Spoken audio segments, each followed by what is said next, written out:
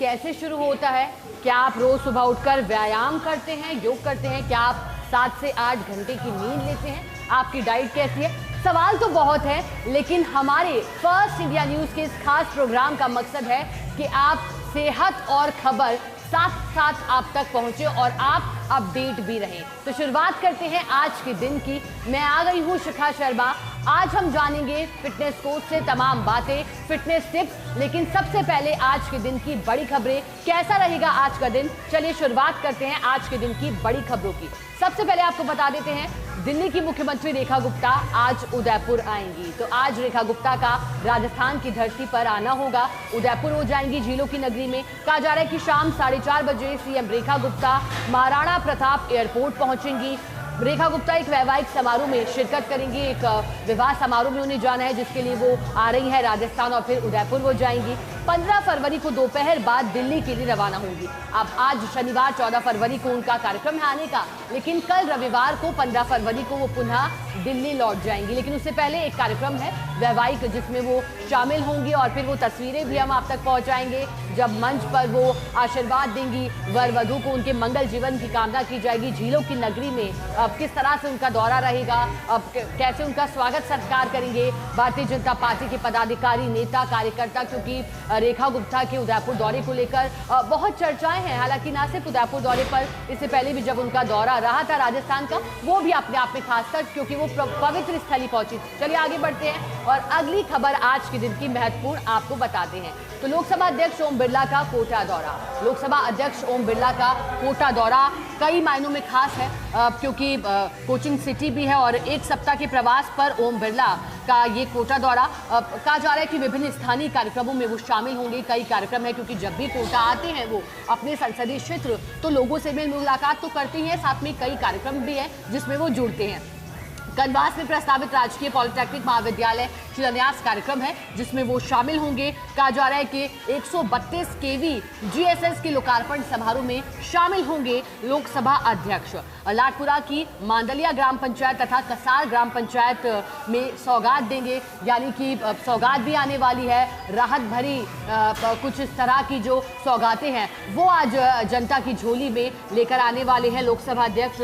खासतौर पर जो लगभग 10 करोड़ रुपए की लागत से जो विभिन्न विकास कार्य हैं, उनके लोकार्पण और शिलान्यास कार्यक्रम जो कि अब चर्चाओं में आ गए हैं लोकसभा अध्यक्ष के आते ही कोटा दौरे पर। रविवार को चूंकि महाशिवरात्रि का अवसर है, तो इस पे भी आयोजित कुछ एक कार्यक्रमों में वो जुड़ेंगे, सम्मिलित होंगे। फिर संसदीय क्षेत्र में आयोजित विभिन्न धार्मिक और सामाजिक कार्यक्रमों में भी वो सम्मिलित होंगे। जब कोटा आएंगे तो फिर कई ऐसे धार्मिक कार्यक्रम है, सामाजिक कार्यक्रम है, लोगों के बीच पहुंचेंगे, लोगों की समस्याएं भी उन तक पहुंचेंगी। क्योंकि जब भी लोकसभा अध्यक्ष ओम बिरला कोटा आते हैं तो फिर आम जनता के बीच रहना और उनसे बातचीत करना, संवाद करना, उनकी परेशानियों को जानना, समस्याओं के हल के निस्तारण के आदेश देना, ये कभी नहीं भूलते लोकसभा अध्यक्ष। और ऐसे में जब वो तमाम कार्यक्रमों में जुड़ेंगे तो उन्हें सुनना भी दिलचस्प होगा किस तरह से उनका इस दौरान संबोधन रहता है, किस दौरान उनके द्वारा कुछ विचार दिए जाते हैं, क्योंकि सदैव प्रेरणादायक उनके शब्द रहे हैं लोकसभा अध्यक्ष ओम बिरला के। और फिर एक बार कोटा दौरे पर, और इस बार खास बात है कि एक सप्ताह के लिए ओम बिरला का ये दौरा है।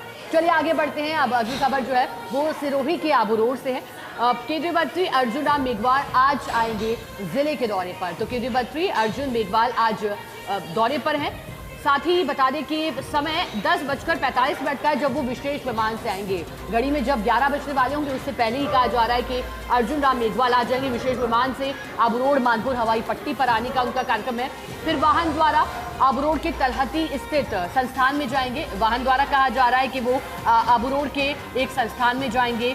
फिर संस्थान में एक कार्यक्रम आयोजित होगा, जिसके चलते वो जाएंगे वहाँ, उसमें भाग लेंगे, शामिल होंगे, सम्मिलित होंगे। कार्यक्रम में भाग लेने के बाद वो विशेष विमान से उदयपुर के लिए रवाना हो जाएंगे। ये एक खास कार्यक्रम है जिसके लिए वो खास तौर पर पहुंचेंगे आबू रोड और फिर इस कार्यक्रम में सम्मिलित होते ही कहा जा रहा है कि वो उदयपुर के लिए यहाँ से रवाना हो जाएंगे। तो उनका दौरा भी चर्चाओं में आ गया है, क्योंकि एक तरफ तो महत्वपूर्ण कार्यक्रम है, एक अहम कार्यक्रम है जिससे वो जुड़ेंगे, फिर उसके बाद उन्हें पुनः उदयपुर लौटना है। किस तरह का उनका दौरा रहेगा, तस्वीरें हम लगातार आप तक पहुँचाते रहेंगे। लेकिन चूंकि बता दें कि जो आबू रोड का तलहटी है, वहाँ एक संस्थान है जहाँ पर एक कार्यक्रम है। तो ऐसे में जब अर्जुन राम मेघवाल पहुंचेंगे तो उनके स्वागत सत्कार और उनके दौरे को लेकर के पहले ही जिला प्रशासन ने तैयारियां शुरू कर दी थी। अब आगे बढ़ते हैं। केंद्रीय मंत्री गजेंद्र सिंह शेखावत आज उदयपुर आएंगे। तो जेलों की नगरी में लगातार जो दिग्गज नेता है उनकी मौजूदगी आज चर्चाओं में रहने वाली है, क्योंकि अब कहा जा रहा है कि केंद्रीय मंत्री भी उदयपुर आएंगे। समय क्या है? सुबह 8:25 पर महाराणा प्रताप एयरपोर्ट पहुंच जाएंगे। देखिए, सुबह में 8:25 अर्थात 8:30 बजे वो पहुंच जाएंगे। फिर एयरपोर्ट से सीधे कुंभलगढ़ के लिए रवाना होंगे। वो कुंभलगढ़ और चित्तौड़गढ़ किला क्षेत्रों में पुरातात्विक महत्व, संरक्षित क्षेत्रों में चलने वाली गतिविधियों और निर्माण कार्यों की समीक्षा करेंगे। उनके द्वारा जो महत्वपूर्ण कार्य किए जा रहे हैं, निर्माण कार्य है, उसकी समीक्षा करेंगे। किस तरह से गति देनी है, क्योंकि एक महत्वपूर्ण सेक्टर है पर्यटन, और जब खुद आ रहे हो गजेंद्र सिंह शेखावत तो फिर किस तरह से जो जनता के हित के कार्य है उसमें किसी तरह की कोताही ना बरती जाए, उसमें किसी तरह की देरी ना हो, ये सुनिश्चित करने का प्रयास गजेंद्र सिंह शेखावत की ओर से होगा। दोपहर 1 बजे कहा जा रहा है कि कुंभलगढ़ से उदयपुर के लिए वो रवाना होंगे और फिर उदयपुर में एक वैवाहिक समारोह है जिसकी हम पहले भी चर्चा कर रहे थे, इसमें शिरकत करेंगे। केंद्रीय मंत्री शेखावत का उदयपुर सर्किट हाउस में ही रात्रि विश्राम का कार्यक्रम रहेगा, क्योंकि ना सिर्फ उदयपुर आएंगे बल्कि उदयपुर में तमाम जो विकास की योजनाएं अब केंद्र और राज्य की मंशा पर लाई जा रही है, डबल इंजन सरकार इफेक्ट है, उसे भी वो ये समीक्षा के माध्यम से देखेंगे कि किस तरह से विकास के कार्यों को गति मिल रही है, अब क्या कोई कमी रह गई है, सुधार की कितनी आवश्यकता है, ये भी वो निर्देश अधिकारियों को देते हुए दिखाई देंगे। और फिर कहा जा रहा है कि एक जो वैवाहिक समारोह है उसमें वो पहुंचेंगे, वहाँ वो भी वर वधू के साथ एक हो सकता है खुशनुमा तस्वीर भी आए, जो स्टेज पर सेल्फी हो वो भी चर्चाओं में आ जाए, और फिर उदयपुर में ही रात्रि विश्राम करेंगे। चलिए आगे बढ़ते हैं। अगली खबर क्या कहती है? विधानसभा अध्यक्ष वासुदेव देवनानी का जोधपुर दौरा, तो सन सिटी के रूप में जानी जाती है जोधपुर दौरा, तो देवनानी का आज जोधपुर आने का कार्यक्रम है। स्थानीय कार्यक्रम की वजह से कहा जा रहा है कि वो जोधपुर आएंगे, स्थानीय कार्यक्रम में भाग लेंगे वो विधानसभा स्पीकर वासुदेव देवनानी। फिर आज सुबह कहा जा रहा है कि 11:35 पर हवाई मार्ग से जोधपुर आने की बात उनकी हो रही है, यानी कि 11:30 बजे के करीब वो जोधपुर आने की बात हो रही है, और फिर अपराह्न 3 बजे सड़क मार्ग से जोधपुर से अजमेर के लिए प्रस्थान करेंगे। तो 3 बजेंगे जब, लगभग 3 साढ़े 3 घंटे वो जोधपुर में ही रहेंगे। फिर जोधपुर से अजमेर के लिए रवाना होने की बात भी आ रही है, जब जोधपुर से निकलकर वो अजमेर जाएंगे। पहले जो कुछ कार्यक्रम है उनका हिस्सा बनेंगे विधानसभा स्पीकर वासुदेव देवनानी। चर्चाओं में हमेशा रहते हैं विधानसभा स्पीकर, क्योंकि सीख एक तरफ सदस्यों को देते हैं, सदन के भीतर किस तरह का व्यवहार रखे, जनता के हितों से जुड़ी बातें वो करते हैं, लेकिन जब वो इस कार्यक्रम में जाएंगे तो वो भी देखने लायक रहेगा, दिलचस्प रहेगा, क्योंकि आज जोधपुर आने का उनका कार्यक्रम है। सन सिटी में पहुंचेंगे, 11:35 का समय है, और फिर जोधपुर से अजमेर के लिए प्रस्थान करेंगे। तो इस दौरान लगभग 3 साढ़े 3 घंटे जब वो जोधपुर में रहेंगे, तो फिर इस दौरान कौन कौन से कार्यक्रम आते हैं वो भी सामने निकल कर आएंगे। चलिए, ये तो थी आज के दिन की महत्वपूर्ण खबरें, लेकिन हम अब आपको बताते हैं फर्स्ट इंडिया समूह के डेली इंग्लिश न्यूज़पेपर और दैनिक हिंदी अखबार सच बेधड़क की प्रमुख खबरें। क्योंकि देखिए, स्वास्थ्य तो जरूरी है, लेकिन स्वास्थ्य के साथ ये भी जरूरी है कि आज क्या छपा है वो आपको जरूर पता हो, क्योंकि सबसे पहले आपको बता दें कि first India daily English newspaper की बड़ी खबरें कौन कौन सी हैं। सबसे पहले बात करते हैं, PM Narendra Modi formally inaugurates new PMO Seva Teerth and Kartavya Bhavan 1 and 2। और कल ही हमने आपको बता दिया था कि क्यों ये दिन महत्वपूर्ण है भारत के इतिहास में, क्योंकि जो 80 सालों से ब्रिटिश शासन की देन माना जा रहा था उसके उलट एक नया पता मिला है, और कल प्रधानमंत्री नरेंद्र मोदी ने उद्घाटन भी इसका कर दिया। सेवातीर्थ मोदीज कर्तव्य for 140 crore citizen of India. प्रधानमंत्री नरेंद्र मोदी ने जब उद्घाटन किया इसका, तो उन्होंने इसे 140 करोड़ भारतीयों के हितों से, उनके संकल्प से जोड़कर इसे बताया। प्रधानमंत्री ने कहा कि जो मानसिकता थी गुलामी की, उससे निकलकर ये 140 करोड़ भारतीयों का संकल्प है, क्योंकि विकसित भारत की बात प्रधानमंत्री नरेंद्र मोदी करते हैं 2047 तक, यही विजन है। प्रधानमंत्री Narendra Modi on Friday said that the India is stepping into a new phase with the resolve of building a Viksit Bharat as the dedicated the newly built Sevatirth to the people of the country। और प्रधानमंत्री नरेंद्र मोदी ने यही बात कही कि जो विकसित भारत का संकल्प है 2047 तक, इसमें हर एक भारतीय की भूमिका रहेगी, और हर एक भारतीय अब संकल्पित है इस तरह से जो ब्रिटिश मानसिकता है उससे आज़ादी पाने के लिए। चलिए आगे बढ़ते हैं, अब आपको बताते हैं कि first India daily English newspaper की अगली बड़ी खबर क्या कहती है। तो चलिए सबसे पहले आपको बताते हैं कि ये खबर है, after 17 years in BNP's Tarique set to become new Bangladesh PM। तो अब ये चर्चाओं में आ गया बांग्लादेश, क्योंकि हमारा पड़ोसी देश तो है ही, लेकिन अब जैसे रिश्ते इन दिनों दिखाई दिए थे वहां से खटपट की बातें थी, लेकिन अब जब सत्ता की बात हो रही है बांग्लादेश की, नेशनल पार्टी, बांग्लादेश राष्ट्रवादी पार्टी, क्योंकि कहा जा रहा है कि Bangladesh has delivered a verdict with the Bangladesh Nationalist Party BNP sweeping a parliamentary election, Tariq Rahman to become the next PM for Noble Mohammad Yunus, who stepped in as chief advisor of interim government after 2024 uprising that top lead। देखिए, तो बांग्लादेश में हालात कुछ ऐसे रहे, जिस तरह की परिस्थितियां रही, शेख हसीना को लेकर के जो फैसले हुए, फिर उनका देश छोड़कर जाना, फिर उसके बाद एक नई सरकार का सत्ता में आना और एक भारी बहुमत के साथ, क्योंकि काफ़ी प्रचंड जीत जब गुरुवार को मतदान हुए थे उसमें मिली थी BNP को। और अब चर्चाएं हो गई कि आखिरकार जो निर्वासन था वो 17 साल तक बाहर रहा था तारिक का, लेकिन अब बांग्लादेश के नए प्रधानमंत्री के रूप में उन्हें हम देखने वाले हैं। ये चर्चाओं में आ गया है, क्योंकि हालांकि इसे शेख हसीना ने तो कहा है कि ये पूरी तरह से असंवैधानिक है, असंसदीय है, लेकिन अब उनका नाम चर्चाओं में आ गया, क्योंकि 17 साल निर्वासन बाहर रहा, लेकिन अब भारी बहुमत, जनता का विश्वास उन पर दिखाई दिया और प्रधानमंत्री ने भी उन्हें कांग्रेचुलेट इसके लिए किया था, प्रधानमंत्री मोदी ने। चलिए अगली खबर, और अगली बड़ी खबर क्या है वो आपको बताते हैं। तो 7 doctors suspended FIR against 1 hospital. CM Bhajanlal Sharma's major action in irregulation in RGHS, Rajasthan government health scheme, जिसको लेकर के मुख्यमंत्री भजनलाल शर्मा काफी गंभीर है चिकित्सा महकमे के लिए, और उन्होंने साफ कहा है कि ये क्षेत्र महत्वपूर्ण है, जनता तक समय रहते योजनाओं का लाभ पहुंचे, ये कोशिश, और इसलिए ये एक्शन हुआ है। 7 डॉक्टर सस्पेंड किए गए हैं और FIR भी एक हॉस्पिटल, क्योंकि निरंतर शिकायतों की बात हो रही थी कि RGHS योजनाओं के तहत जो लाभ है वो नहीं मिल पा रहा है आम जन को, जो खासतौर पर मरीज है।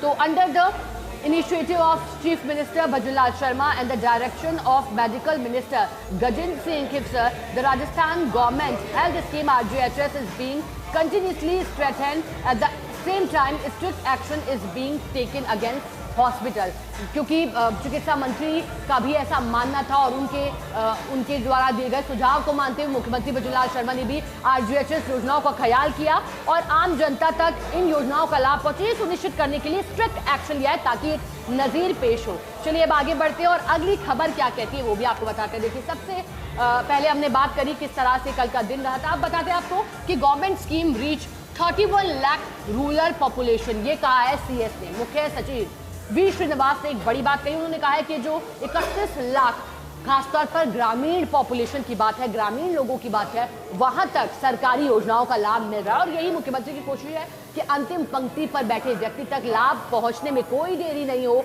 और आंकड़ों के माध्यम से ये गिना दिया है मुख्य सचिव V श्रीनिवास ने। उन्होंने क्या कहा है, चलिए अब आपको बताते हैं। उन्होंने कहा है कि अ रिव्यू ऑफ ग्राम उत्थान कैंपस was held.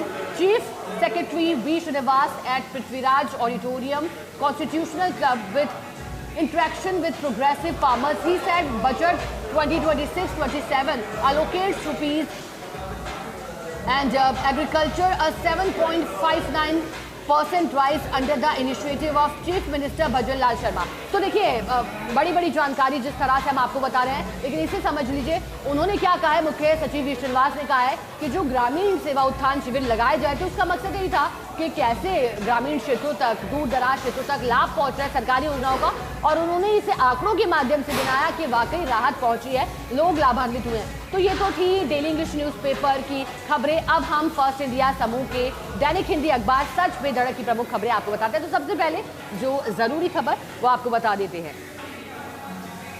देखिए, बीकानेर में ACB की छापेमारी, ये एंटी करप्शन ब्यूरो के एक्शन से जुड़ा है, क्योंकि जनवरी की शुरुआत से ही ताबड़तोड़ एक्शन एंटी करप्शन ब्यूरो ने किया है। क्या है, कनिष्ठ सहायक के पास अकूत संपत्ति मशीन से नोट गिनने पड़े, और लगातार हमने भी अभी तो हम सेहत की बात, खबरों की बात कर रहे हैं, लेकिन हमने वो तस्वीरें भी आपको दिखाई थी जो हैरानी में डाल रही थी, क्योंकि जो तस्वीरें भ्रष्टाचार निरोधक ब्यूरो के एक्शन को लेकर आई थी। राजस्थान के पंचायती राज विभाग में तैनात एक कनिष्ठ सहायक की आय से अधिक संपत्ति का बड़ा खुलासा होता, और आय से 900% अधिक की बात लगातार हुई थी। ग्राम पंचायत उडट पंचायत समिति बाप जिला फलौदी में पदस्थ शुभकरण परिहार शिपा के खिलाफ मामला दर्ज होने के बाद शुक्रवार तड़के 5 ठिकानों पर एक साथ छापेमारी की गई। जांच में 938% समझेगा अधिक संपत्ति मिलने की बात आई है। अनुमानित कीमत करोड़ों रुपए में बताई जा रही है। ना सिर्फ कैश मिला है बल्कि कैश के साथ साथ सोना चांदी की भी बात हो रही है और सोना चांदी की कीमतें कैसे लाखों के पार गई हैं वो तो आप सभी जानते हैं। चलिए आगे बढ़ते हैं और अगली बड़ी खबर आपको बताते हैं। तो महेश जोशी के बाद तत्कालीन एसीएस पर कार्रवाई की तलवार। अब ये भी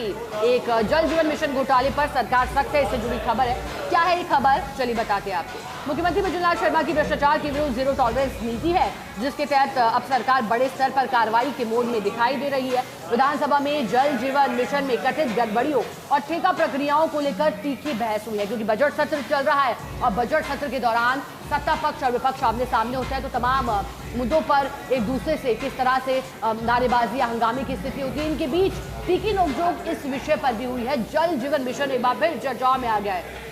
बता दें कि साफ संकेत दिए हैं सरकार ने कि कार्रवाई केवल निचले स्तर के अधिकारियों तक सीमित नहीं रहेगी, क्योंकि लगातार जल जीवन मिशन को लेकर के बात होती है तो कहते हैं कि अब छोटी मछली और बड़ी मगरमच्छ की बात होती है, कहा जाता है कि उन तक कब कार्रवाई पहुंचेगी, ये सवाल उठाया लगातार जाता है। तो ये साफ कर दिया सरकार ने मंशा के अब ऐसे लोगों तक भी पहुंचेगी जो ना सिर्फ निचले स्तर के हैं बल्कि उनसे भी ऊपर स्तर के हैं। अब आगे बढ़ते हैं, अगली खबर आपको बताते हैं क्या कहती है।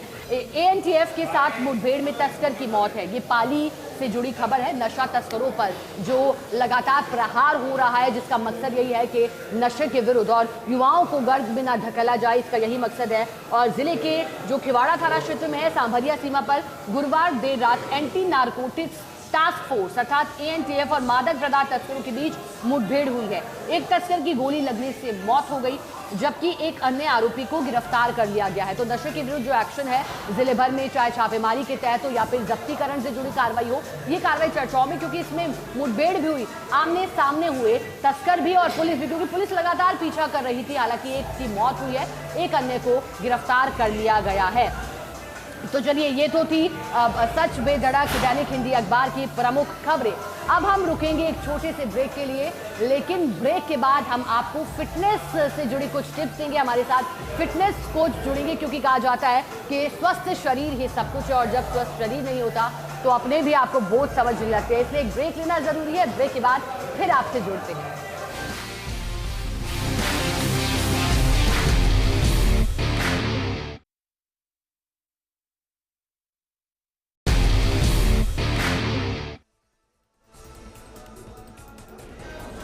ब्रेक के बाद स्वागत है आप सभी का। और कहते हैं कि जिसके पास उम्मीद और आस है वो जिंदगी के हर इम्तिहान में पास है। अब उम्मीद तो आप हमसे कर रहे हैं, आज भी आपने हमसे रखी है कि फिट कैसे रहे, और इसलिए तो हमने आपको आज सेहत और खबरों का डोज एक साथ दिया। ब्रेक से पहले हमने बात की थी आज के दिन की तमाम बड़ी खबरों की, अखबारों की खबरें क्या कहती है वो आप तक पहुंचाई थी। लेकिन अब हम ब्रेक के बाद बात करेंगे फिटनेस की और कुछ ऐसे टिप्स की जिनको अपनाकर आपका शरीर भी स्वस्थ हो सकता है और स्ट्रेस को भी आज मैनेज कर सकते हैं आप। तो आज हम मौजूद हैं एंटीबीटर फिटनेस स्टूडियो में मानसरोवर स्थित, और हमारे साथ फिलहाल मौजूद है मोहम्मद इलियास जो कि यहाँ के फिटनेस कोच भी हैं और फ्लोर मैनेजर भी हैं। बात करते हैं इनसे फिटनेस को लेकर।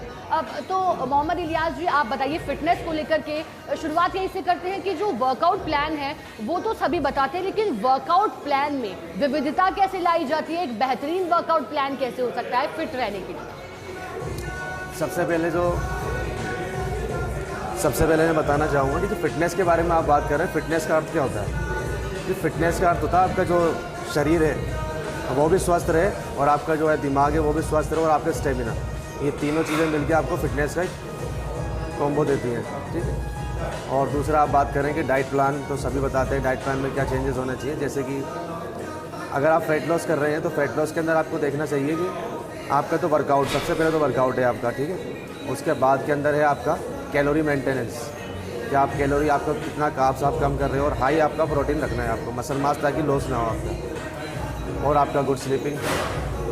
तो मैक्रोस के अंदर आपको देखना है कि आपको कैलोरी मेंटेन करके चलनी है और हाई प्रोटीन आपको इंटेक करना है। ठीक है, तो ये तो थी पूरे वर्कआउट प्लान की बात और किस तरह से विविधता उसमें डाइवर्सिटी लाई जाती है। अब हम बात करते हैं किस तरह से हम अपने आप को डिटॉक्स कर सकते हैं, क्योंकि स्वस्थ रहने के लिए ये भी ज़रूरी है कि हम फिट रहें, योग करें, जिम करें, लेकिन हम किस तरह से बॉडी को डिटॉक्स करें, उसके लिए क्या प्लान हो सकता है डाइट? उसके लिए अभी काफ़ी जो चल रहे हैं, जैसे एक टाइम की ऐसा हो रहा है कि आप आधा दिन खा रहे हैं और आधा दिन नहीं खा रहे हैं, जैसे शाम का आप खाना स्किप कर रहे हैं, जिसमें से काफ भी आप स्किप कर रहे हैं। ऐसी चीज़ें जो आपकी बॉडी को अंदर से आपका जो ग्लाइकोजन है उसको खा रही है अंदर से, जो आपका ग्लाइकोजन बढ़ चुका है, धीरे धीरे धीरे बढ़ जाता है, उससे पेट भी बाहर आ जाता है, काफ़ी जो भी अपना फैट है वो सब निकल के बाहर आ जाता है। आप अगर डिटॉक्स करते हैं डाइट को अपनी, तो उसके अंदर क्या होता है कि अंदर का जो ग्लाइकोजन है वो बॉडी खुद वहाँ से एनर्जी में उसको कन्वर्ट कर देती है। इसको वो अंदर से ही बॉडी जो एनर्जी अपनी प्रोवाइड कर देती है। यानी कि जो इंटरनली बहुत ज़रूरी है कि हम इंटरनली भी फिट रहें। एक्स्ट्रा फैट होता है वो एनर्जी में कन्वर्ट हो जाता है। ठीक है, ठीक है।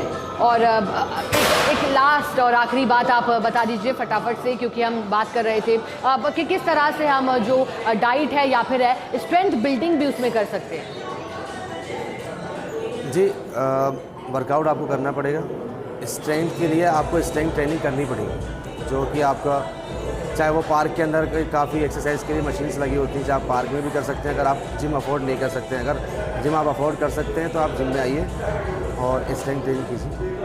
ठीक है, बहुत शुक्रिया मोहम्मद इलियास, हमसे इन्होंने बातचीत की, फिटनेस टिप्स भी इन्होंने दिए। तो आज का फिटनेस मूल मंत्र तो यही कहता है कि फिट और फाइन रहने के लिए ज़रूरी है कि मन भी खुश रहे और शरीर भी स्वस्थ रहे। और इसी कोशिश के साथ हम आपसे हर रोज़ मिलेंगे फिटनेस टिप्स के साथ ही क्या कहती है प्रदेश की बड़ी खबरें, क्योंकि अगर आप समय नहीं निकाल पा रहे हो तो फिर आप फर्स्ट इंडिया से जुड़िए और हम आप तक पहुंचाएंगे तमाम बड़ी खबरें भी और सेहत से जुड़ी टिप्स भी। चलिए आज के लिए बस इतना ही। प्रोग्राम में बने रहिए हमारे साथ, देखते रहिए फर्स्ट इंडिया न्यूज़। नमस्कार।